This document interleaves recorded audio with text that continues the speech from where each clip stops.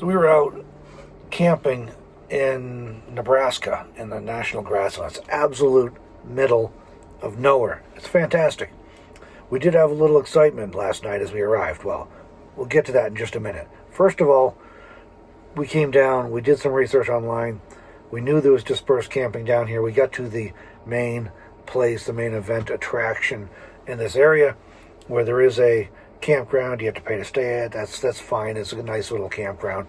Sites are spread out pretty good, but still tighter than what we wanted to deal with. We were looking for remote. We were looking for peace and quiet and nobody around for miles. So we passed on that. Well, it turns out there's no additional information there on like motor vehicle use maps. There's no map posted. There's no maps available. There's no information on where you can disperse camp. We knew you could disperse camp around here somewhere. Finally, we get back online to fire up the Starlink so we can get back online, only to figure out that if we want an MVU map, and if we want any information about where we can disperse camp, because we had looked around a little bit, we hadn't seen anything that remotely resembled dispersed camping opportunities.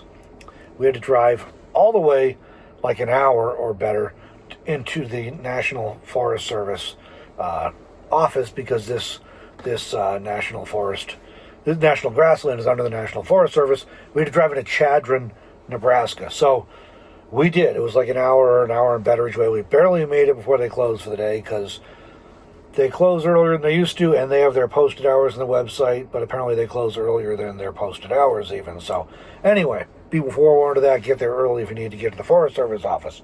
We got an MVU map, motor vehicle use map. Shows where you can disperse camp. So we were close, but we just weren't in quite the right area. We knew where to go. We came back out. Melanie's got the big map spread out in her lap on the passenger seat, and I got Onyx open on my phone. So she's picking out places we may want to check out. But it's super easy to sail right by these places, because a lot of these roads are they're literally just two tracks. They're not improved at all. There's no gravel. It's just two tracks off through the grassland. And there's a little sign, so it is a designated route. There's just no warning on it. So the Onyx was helping me keep track of it and make sure we didn't go sailing past. So after some exploring, we found out I just did not want to take a box truck down. And it's been wet too, so there's some place that's an additional concern. But there's places I'm like, I am not bringing a truck down there. So it would be fine for a Jeep or something like that, right? Maybe a four-wheel drive pickup. Finally found a spot we liked. We parked, got out, and Melanie notices, hey, there's kind of a trail, like a two-track trail that goes back. We can get out on that point back there, and that'll be really, really nice. So the first spot we stopped we thought was great. A couple 100 yards further back out on a point, there's even less chance of anybody being around. We liked it even better, and a fantastic view. And clearly people have been out here before. It's it's a legit dispersed site. Hop back in the truck to move it, and nothing. Totally dead. We've got dash lights, but no click out of the starter, not turning over, nothing.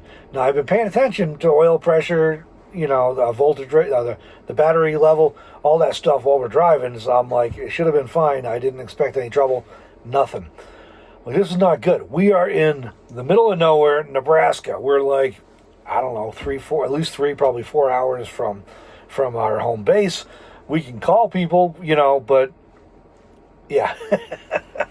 What are we going to do, right? So I got thinking, obviously I'm going through my checklist. Okay, who can we contact if we need to get rescued? There's nothing urgent. We're in a safe place to park. We can stay here for the night or several nights. No big deal. We've got water. We've got food. We've got solar, so we have electricity. It's not a big deal. Eventually, we have to get someone to come rescue us.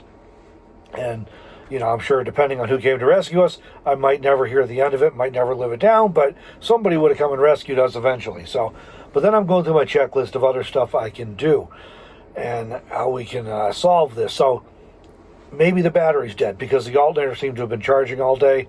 So I'm guessing it's the battery at that point.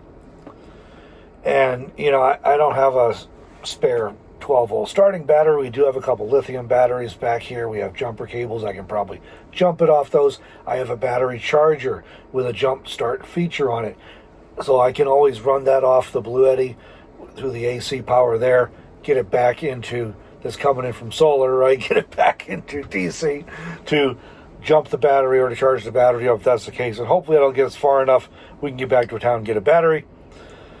I used to have one of those little battery boost jump box things.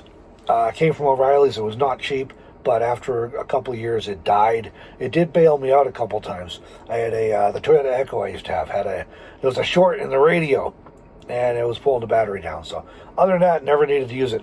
Next time I needed to use it, and I did pull it out and recharge it periodically, make sure it was topped off. But next time I needed to use it, it was dead. So I had to use the bigger battery charger and booster one plugged into AC to start the van that time. So this was the first time we had trouble with this one.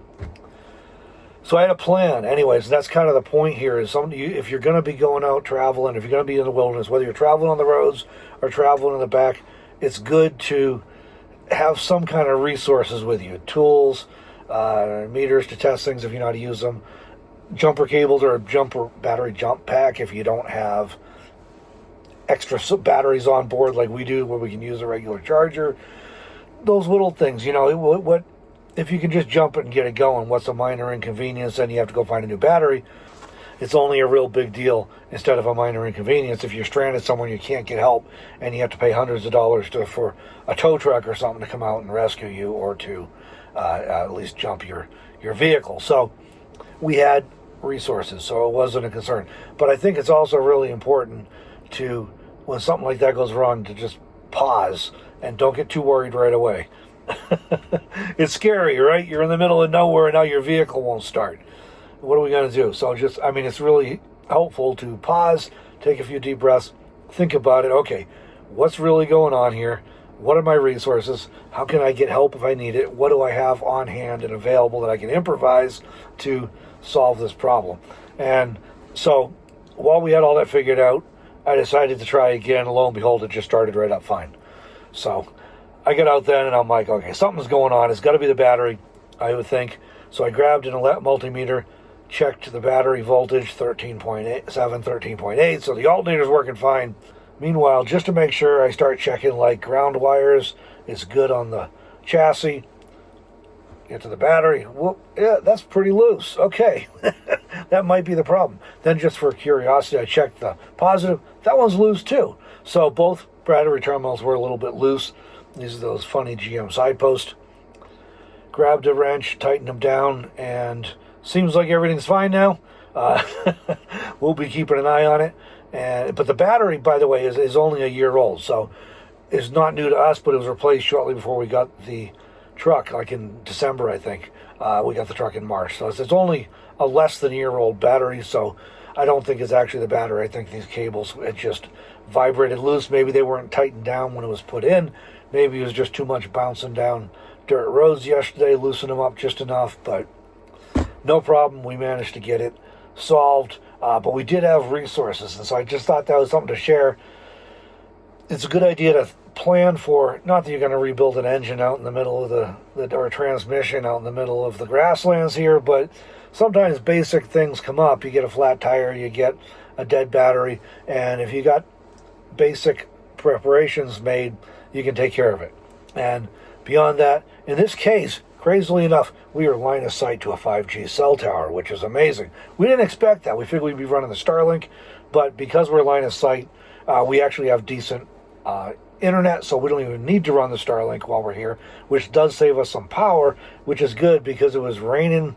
It was cloudy yesterday, rained over, heavy rain overnight. Mostly cloudy again today. You can kind of see them out the window behind me here. So we're not having to run that. We can save that power running on cell instead. But, we had cell. We could have made a phone call if we needed to get some help, or send a text to get some help. We also have the Starlink. I could turn that on and get some help. In an absolute emergency scenario, which this is not, it never was, we also have a personal locator beacon. I've done a review about that in the past. That as long as you got a view of the sky, that's going to contact the feds.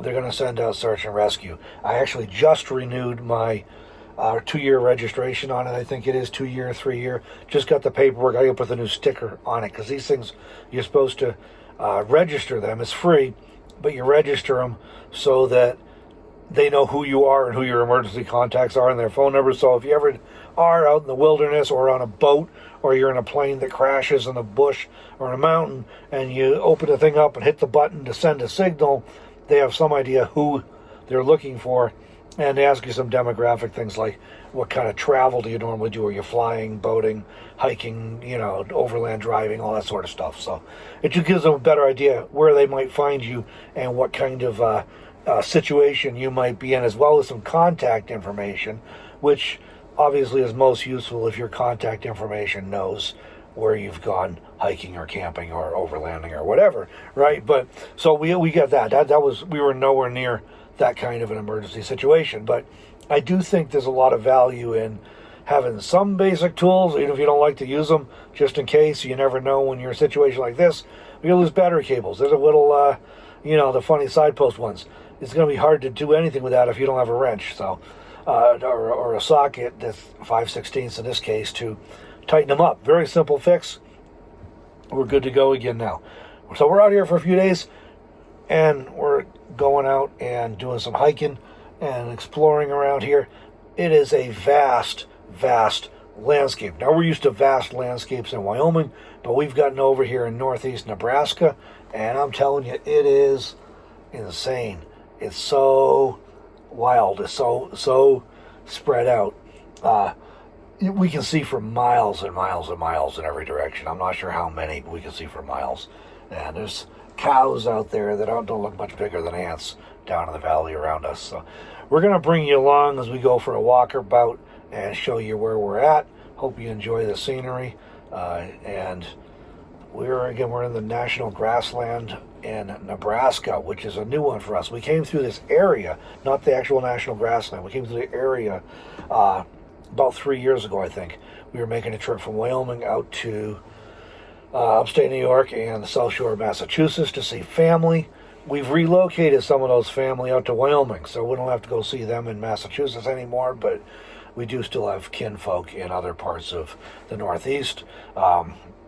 We came through this area, and we liked it. We thought we wanted to come back again, so this particular area has been on my list for at least a year now, maybe a couple years. It gets hotter than northeast Wyoming during the summer, so it's kind of a trick waiting until it cooled down. So we kind of got a window here where it's about the same heat as Wyoming. We got a 60s yesterday, maybe upper 60s, low 70s today. Then we're supposed to have a few days in the 80s. When the sun's supposed to come back, and we won't have to be monitoring the solar and our batteries quite as carefully. But our first time here, and we're enjoying it so far. And let's go take a look around and show you what it looks like around here. Well, we're getting ready to head out for a quick walk. Well, maybe not quick, but we'll take a stroll around our area here where we're camped. But I was thinking I should show you guys this. You can tell this is not just a bachelor pad, right?